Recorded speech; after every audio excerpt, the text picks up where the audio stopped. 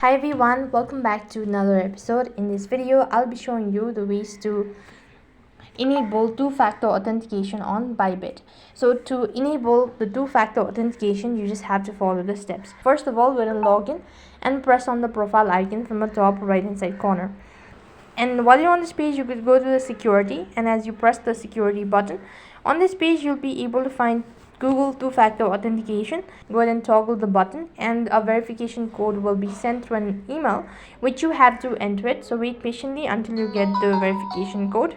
So here, as you can see, I've already received the verification code, so I'm gonna go ahead and enter that and click the confirm button. As you've done that, click on continue. You have to install Google Authenticator on your device, so click the continue button. It is going to take you to the other field where you have to go and copy the key and click the next button. Now you need to go ahead and enter the code that will be on the Google Authenticator when you actually install it, and you'll have successfully enabled two-factor authentication in Bybit exchange. So that is all for this video. I hope the video was helpful. Make sure to like, share and subscribe to our channel. Thank you for watching. See you in the next video.